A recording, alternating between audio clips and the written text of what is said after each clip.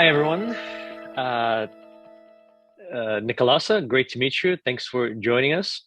We're here today with Argo and Nicolasa to talk about her film that she directed called Obāchan, which is an incredible piece of work that is a mixture of styles.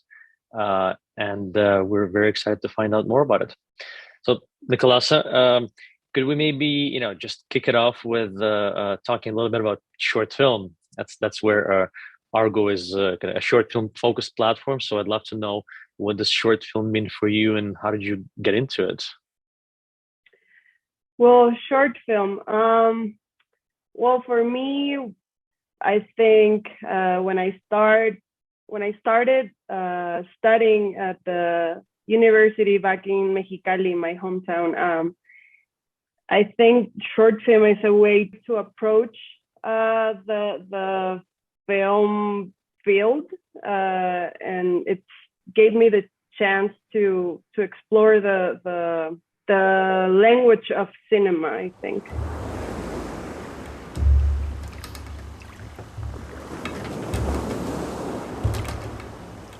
And I know, I don't know, maybe my love for short films comes from my love for short stories.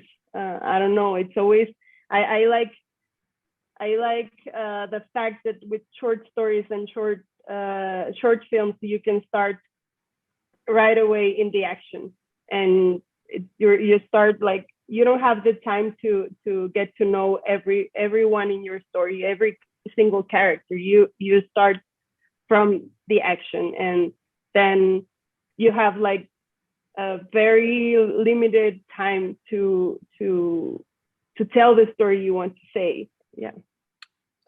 I think Obāchan very much proves that you push the boundaries of what cinema can do. So maybe tell us a little bit about what inspired specifically that story, and how did you come to it and decided to make it your own? Well, Obāchan, she's, everybody who knows her in Mexicali calls her Obāchan. That's why I decided to call the short film Obāchan. And she died this year in January, but she was the grandmother of a really good friend of mine in Mexicali. And when I was still at the film school, he told me like he wanted to make something about his grandma, and I was like, well, I don't know, I don't like to work on things or characters that I don't really know. So, but I was like, okay, I'm gonna make like a first interview, and let's find out what can I do, and if I can, and let's find out if I can do it. So in the first interview, I remember asking Obāchan,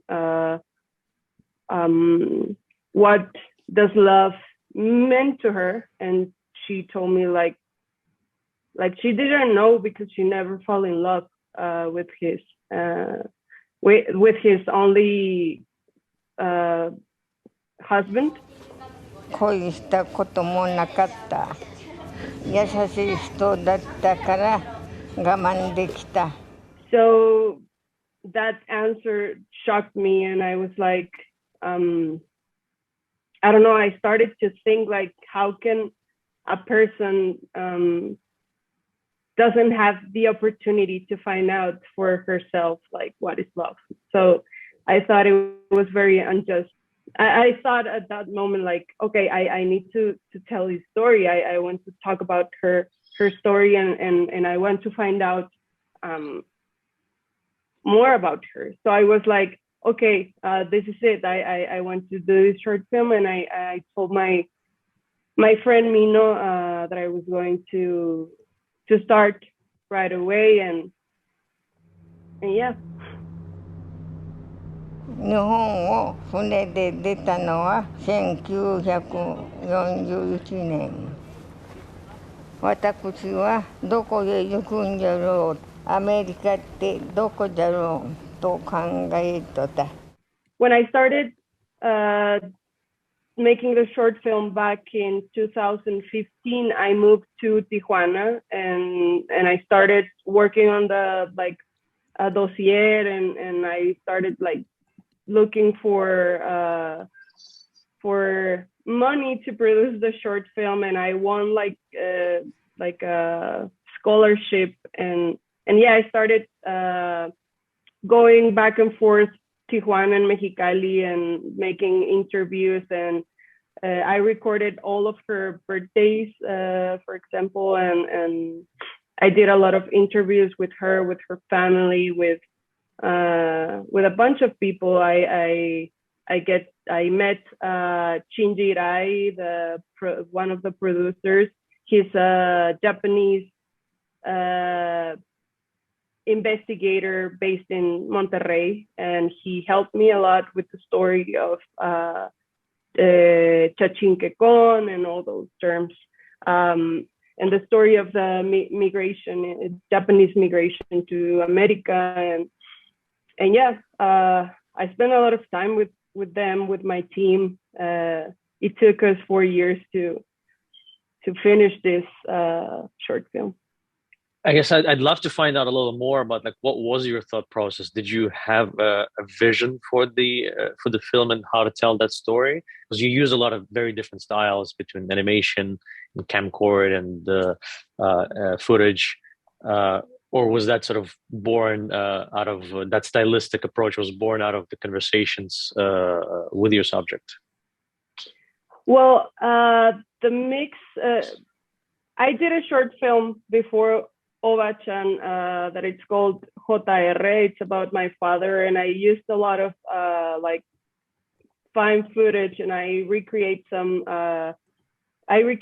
a dream that my dad had when he was young, and I recreate this dream in 8mm film. I pretty much like mixing formats. So, but when I shot Obāchan, I knew that I had a family member had a lot of 16mm film with her and all the family. So I asked him obviously for the film, and when we went to Japan, I took my Hi8 with me, and I wasn't sure at that moment like if I was going to use it or not, but I was like, okay, I'm gonna take it. I don't know, because my DP, we had a Alexa Mini back then, and we shot everything in Mexicali and in Japan with that Alexa Mini. And I was like, okay, I don't want to interfere with my Hi8, but I'm gonna make some. I'm gonna take some footage. So I took my camera and I record some stuff in Japan. And back when I was back in Tijuana editing, I was shocked because I started feeling very uncomfortable with the idea of and the concept of recreating the memories of someone. Like I thought that wasn't like that wasn't fair, or that wasn't like the main reason why I was doing this. So I came to the conclusion that the real reason I was doing this short film is I wanted to talk about my experience with love, with the experience of love with Obāchan. So I was like, okay, and I wanted to make sure that I was being honest with that. So that's why I came out with that phrase, like I'm working with memories that are not mine, that doesn't belong to me, and I wanted to be very honest.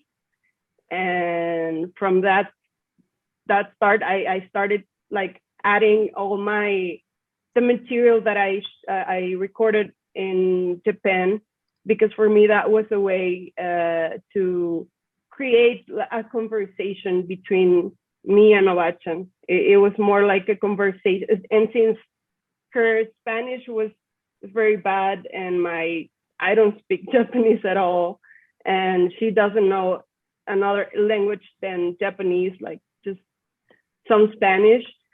And here, it doesn't matter if we can't, if we don't talk the same language, like if we don't have the same culture, if we don't have the same age, it doesn't matter, because here we can communicate in this short film with this kind of approach. So yeah, that's why I started like mixing everything and adding a lot of stuff just to make sure that I was being honest and that I was communicating with Obāchan, and that I was, yeah. Well, that's incredible. That's very interesting. Like, how do you create that sense of authenticity when you're trying to tell someone else's story, right? That's I think that's one of the key things to the film that you're doing so very well. Memories that don't belong to me. I thought that was a powerful statement in and of itself. Because whenever we make a documentary, it's always someone's memories, but right, it's kind of hard to prioritize, or I guess hard to balance between the author's voice and the subject's voice. And so I'd love to find out, to know a little more. Like, it sounds like the style, the framework of multiple styles that you've chosen. So it feels like something you as a filmmaker gravitate to. Is that something you're gonna keep doing and experimenting with in the future films as well, you feel? Yeah, I think so. For a long time, I wanted to like keep away from that. Like, I don't want to experiment with a lot of formats anymore. Like, I want to make something very simple, but in the end, I am starting to making that with another project that I'm developing right now, and I'm like, okay, it doesn't matter, like that. This is the way I can understand my own thoughts and my own process. So this is the way I'm gonna keep doing the work that I do.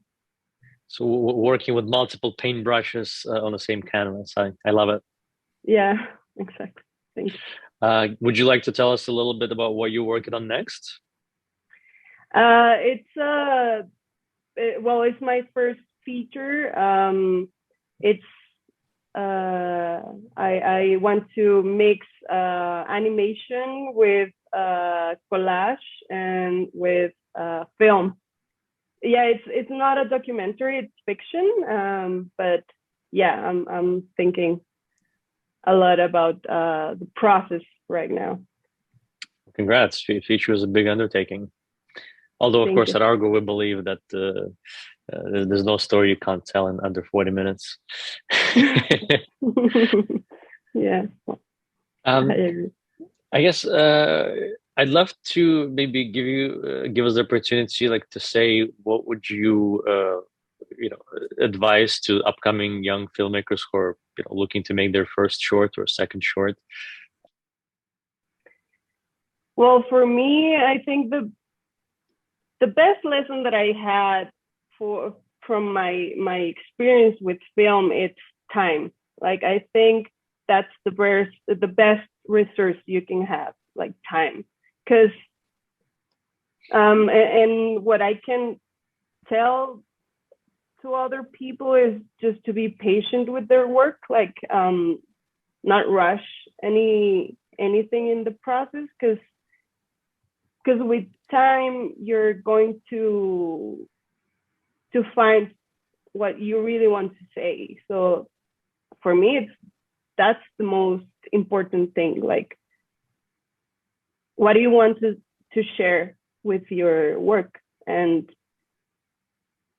you need time to get to that knowledge. So just be patient and be patient with the process. Like, don't rush anything, and you'll get to it.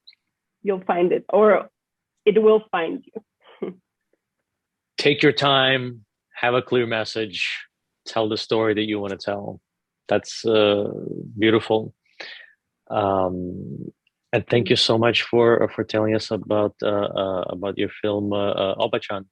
We're looking forward to putting it out there and getting people's feedback and putting it out into the world. No, thank you so much for inviting me to this conversation. It's I love the questions, and of course, thank you so much.